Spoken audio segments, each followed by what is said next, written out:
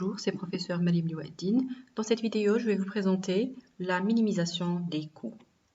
Nous allons voir trois points essentiels, à savoir le problème de minimisation, les coûts, les contraintes techniques et nous allons finir par une application pour vous montrer comment minimiser le coût d'une firme en 3 étapes. Dans le chapitre précédent, nous avons analysé d'une façon directe le problème de maximisation du profit dans un environnement concurrentiel. Mais ce qu'il faut savoir, c'est qu'une firme peut choisir le niveau d'output qu'elle veut produire au préalable. Et donc, nous allons analyser dans cette vidéo le problème de la minimisation des coûts de production d'un niveau d'output donné. Pour mieux comprendre le problème de minimisation des coûts, donc nous allons prendre cet exemple de Adam qui a un projet de production et de vente des jus. Donc, pour la production d'un jus d'avocat, il a besoin d'1 kg d'avocat qu'il achète à 2 € et d'1 litre de lait qu'il achète à 1 €. C'est l'input maximal qu'il utilise pour produire l'output maximal qui est de 20 jus d'avocat. Donc, l'utilisation d'un input maximal, 1 kg, 1 litre de lait, lui permet d'obtenir un output maximal de 20 jus et donc de maximiser le profit. Mais la question qui se pose, si Adam veut produire uniquement 15 jus d'avocat, combien a-t-il besoin de kilogrammes d'avocat et de litres de lait? Et bien sûr, le coût. Quel est le coût qu'il va payer pour acheter la quantité du facteur de production 1 et du facteur de production 2? C'est le problème de minimisation du coût que nous allons voir tous ensemble. Donc, le problème de minimisation suppose que nous avons deux facteurs de production, X1 et X2, dont les prix sont W1 pour X1 et W2 pour X2. La fonction de production de l'entreprise, F, dépend de X1 et X2, et l'entreprise désire produire un niveau déterminé d'output Y avec la façon la moins coûteuse. Le problème de minimisation s'écrit donc comme suit. Je veux minimiser le coût, W1, le prix du facteur de production 1, fois la quantité du facteur de production 1, plus W2, le prix du facteur de production 2, multiplié par sa quantité. Sous la contrainte de production, regardez ici, donc la fonction de production GY qui est prédéterminée. Par exemple, dans l'exemple de Adam, il veut produire 15 jus uniquement. Donc, quel est le coût qu'il va payer pour produire uniquement 15 jus d'avocat? Pour comprendre donc la solution à ce problème, nous allons représenter sur un même graphique les coûts et les contraintes techniques de la firme. Les contraintes techniques, nous avons vu qu'on les représente par les isocantes. Il y a trois types d'isocantes. Et pour les coûts, c'est tout simplement la combinaison d'input correspondant à un certain niveau de coût qu'on va appeler le grand C. Donc le coût pour une firme, c'est tout simplement le prix du facteur de production multiplié par sa quantité. Par exemple, ici, j'ai le coût d'une firme est de 100. Donc, c'est le coût relatif au facteur de production X1 et au facteur de production X2. Donc, pour mieux comprendre comment calculer le coût d'une firme, nous allons toujours prendre l'exemple de Adam qui utilise donc 1 kg d'avocat à 2 € et 1 litre de lait à 1 €. Comment je vais écrire sa fonction de coût? Donc, tout simplement, la fonction de coût est W1X1, c'est le prix du facteur 1.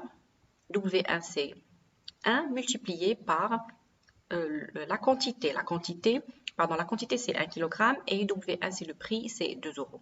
Également, W2, c'est le prix qui est 1 € multiplié par la quantité qui est de 1 litre. Donc, 2 fois 1, ça fait 2, plus 1, ça fait 3. Donc, le coût supporté pour la production de 20 jus d'orange est de 3 €. Donc, à partir de cette fonction de coût, nous pouvons déterminer donc la pente. Donc, cette fonction représente la droite d'isocoût. On appelle ceci la droite d'isocoût. On a laissé uniquement X2 ici. Donc, on a passé de l'autre côté les autres termes. Donc, moins W1 sur W2, c'est la pente. Comme vous voyez, elle est négative. Et donc, ça veut dire qu'on a une droite qui est décroissante. C sur W2, c'est l'ordonnée à l'origine. Comment est représentée la droite d'isocoût graphiquement? C'est comme suit. Donc, ici, vous avez deux droites d'isocoût. La droite en bleu représente un coût de 100, alors que la droite en rouge représente un coût de 300. Donc, tous les points d'une droite d'isocoût correspondent au même coût. Si je prends par exemple un point ici, ça sera donc un coût qui est égal à 300. un point ici, ça va être également à 300. Mais lorsque je vais prendre un point ici sur la droite en bleu, ça sera 100. Et un point ici, ça sera le coût qui est égal à 100. Et les droites d'isocoup plus élevées, la droite rouge est plus élevée, correspond donc à un coût qui est plus élevé. 300 est supérieur à 100. Donc plus on va vers la droite, plus c'est un coût qui est plus élevé. Donc la pente, c'est moins W1 sur W2. La pente de la droite d'isocoup, c'est W1 sur W2. Elle est négative, donc c'est pourquoi on a une droite qui est décroissante.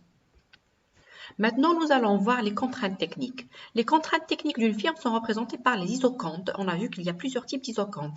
Alors, pour ce type-là d'isocante, c'est une fonction de production de type Cobb-Douglas. Elle est décroissante, strictement convexe et monotone. Toutes les combinaisons donnent le même niveau d'output. Donc, si je prends un niveau ici, ça sera donc Y, un niveau ici, ça sera Y. Mais quelle est la combinaison la moins chère pour une firme? Donc, pour représenter le problème de minimisation, nous allons représenter les droites d'isocoup avec les isocantes. Et donc, le problème de minimisation se présente graphiquement comme suit. Toutes les combinaisons donnent Y unité d'output, mais quelle est la combinaison la moins chère selon vous? La combinaison la moins chère, est-ce que c'est ce point-là, celui-là au milieu ou bien celui-là? Bien sûr, la combinaison la moins chère, c'est ce point vert au milieu. Pourquoi? Tout simplement parce que c'est la solution intérieure, c'est le point de tangence entre l'isocante et la droite d'isocoup. Donc la pente de la courbe d'isocoup, la pente de la courbe d'isocoup, qui est moins W1 sur W2, est égale à la pente de l'isocante. Et on a vu précédemment que la pente de l'isocante, c'est tout simplement le TST, le taux de substitution technique. Donc, la production la moins minimale en termes de coût, c'est le point de tangence. C'est lorsque j'ai la pente de la droite d'isocoup W1 sur W2 qui est égale au TST. On sait très bien que le TST, c'est tout simplement le produit marginal 1 sur le produit marginal 2. Donc, je tiens à rappeler que le TST à l'origine, il est négatif, mais par convention, les économistes ont mis la valeur absolue pour le TST. Donc, pour résoudre le problème de minimisation du coût, il faut donc mettre en place cette condition de tangence où j'ai la pente de la droite d'isocoup qui est égale au TST. Et le TST, c'est tout simplement le PM1 sur le PM2.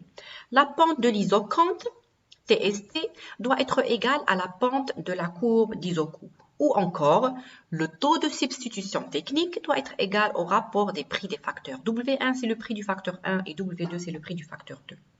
Dans le cas d'une solution de coin, c'est-à-dire lorsqu'on a des facteurs qui sont substituables, la condition de tangence n'est pas nécessairement respectée. Et aussi dans le cas d'une solution diagonale où on a des proportions fixes complémentaires, la condition de tangence n'a plus de signification. Donc la condition de tangence est applicable uniquement lorsqu'on a une fonction de production de type Cobb-Douglas. À ne pas confondre la fonction de demande conditionnelle de facteurs et les demandes de facteurs. Pour les demandes de facteurs, c'est-à-dire les demandes de facteurs de production, on les a appliquées lorsqu'on a le problème de maximisation du profit.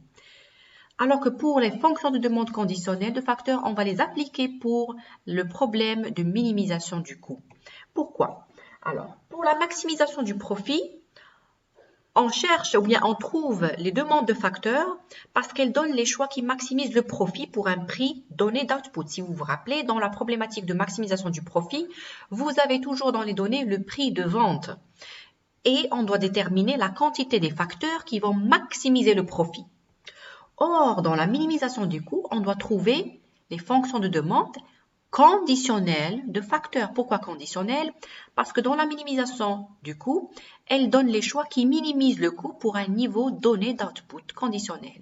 Dans la minimisation du coût, on suppose que la quantité qu'on veut produire est connue à l'avance, comme par exemple pour l'exemple de Adam, il veut produire 15 jus d'avocat. Donc, on cherche à trouver quelle est la quantité des facteurs de production qui va nous permettre de réduire le coût. Donc, nous allons faire une application numérique pour apprendre à minimiser les coûts d'une firme.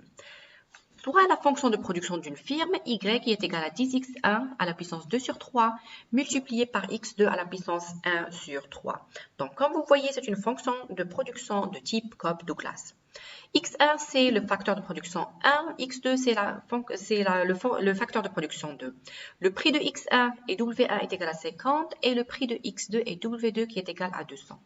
La firme désire produire seulement une quantité de 40. Donc là, c'est la différence par rapport à la maximisation, c'est que dans la minimisation des coûts, vous avez donc la quantité produite, elle est déjà connue à l'avance. Ici, la firme veut produire uniquement 40. Donc Y est connu, c'est une donnée, Y est égal à 40. Quel est le coût minimal de cette firme? Tout d'abord, le problème de minimisation de la firme est comme suit. Nous voulons minimiser le coût. Ici, c'est la fonction de coût. 50, c'est le prix de x1, 200, c'est le prix de x2. C'est l'équation du coût. Sous la contrainte de production, c'est ma fonction de production qui est égale à 40. 40, c'est une donnée. La firme veut produire uniquement 40. Donc, comment minimiser le coût d'une firme? Je vais vous apprendre ça en 3 étapes. La première étape, c'est de calculer les demandes en facteurs conditionnels. Pour ceci, il faut appliquer la condition de tangence. La condition de tangence, c'est-à-dire la pente de la droite d'isocoût qui est égale à la pente de l'isocante. W1 sur W2 est égal au TST. Et nous savons que le TST, c'est tout simplement produit marginal 1 sur produit marginal 2.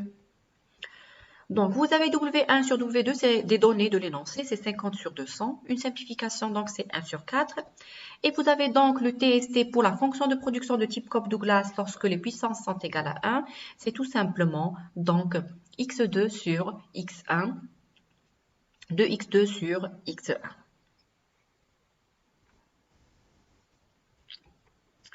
Donc, nous allons obtenir donc cette condition d'égalité où la pente de l'isocoût de x2 sur x1 est égale à 1 sur 4. C'est donc la condition de tangence. Nous allons simplifier la condition de tangence pour exprimer x2 en fonction de x1. Donc 2x2 sur x1 est égal à 1 sur 4. Ça fait donc 2x2 fois 4. Ça fait 8x2 est égal à x1. Et donc, tout simplement, x2 est égal à quoi? À x1 divisé par 8. Donc, nous avons obtenu x2 en fonction de x1. La deuxième étape, c'est de remplacer l'expression de x2 dans la contrainte de production. Donc, nous allons remplacer le résultat de l'étape précédente dans la contrainte de production pour trouver la valeur numérique de x1. Donc, vous avez ici la contrainte de production, c'est la fonction de production qui est égale à 40, c'est le niveau souhaité, avec la valeur de x1. x1 est égal à x2 est égal à x1 sur 8. Donc, ceci dit, j'aurai donc 40, elle reste la même, 10x1 à la puissance 2 sur 3 ne change pas, mais je vais remplacer x2 par sa valeur, x2 est égal à x1 sur 8. Donc, j'aurai x1 sur 8, le tout à la puissance 1 sur 3, parce que là, j'ai x2, le tout à la puissance 1 sur 3. Donc, je vais simplifier ici, 40 est égal à 10x1, 2 sur 3. Je vais partager la puissance, x1 à la puissance 1 sur 3, sur 8 à la puissance 1 sur 3. Donc, le calcul de 8 à la puissance 1 sur 3, c'est approximativement 1. Donc, j'aurai 40 est égal à 10 divisé par 2, parce que 8 à la puissance 1 sur 3 est égal à 2, multiplié par x1 à la puissance 2 sur 3, multiplié par x1 à la puissance 1 sur 3. Donc là, je peux rassembler x1 avec x1. Je ferai la somme des puissances. 2 sur 3 plus 1 sur 3 est égal à 1. Donc, j'aurai x1 et 10 sur 2, ça va être égal à 5. Donc, j'aurai 40 est égal à 5x1. Donc, de là, je peux trouver facilement x1. x1, c'est 40 sur 5 et donc x1 est égal à 8. Donc là, c'est la demande en facteur conditionnel pour x1. Mais il me reste à trouver x2. Donc, je vais remplacer tout simplement la valeur de x1 dans l'expression de x2 que nous avons déjà déterminée dans l'étape 1. Nous avons déterminé que x2 est égal à x1 sur 8 et x1 est égal à 8. Donc, je vais remplacer x1 par sa valeur. Donc, x2 est égal à 1. Donc, les quantités qui vont minimiser le coût, c'est x1 est égal à 8 et x2 est égal à 1. L'équation du coût est tout simplement donc 50x1 plus 200x2 et donc le coût de la firme est égal à 600. Le coût total de cette firme est de 600. Pour vérifier les résultats, donc je vais vérifier est-ce que la condition de tangence est respectée. Le TST est égal à 1 sur 4 et W1 sur W2 est égal à 1 sur 4. Donc la condition de tangence est remplie. Est-ce que la firme produit le niveau de production souhaité? Donc je vais remplacer Y par sa valeur, chaque facteur de production par sa valeur. Effectivement, donc la firme produit le niveau souhaité. Donc graphiquement, ça c'est représenté comme suit.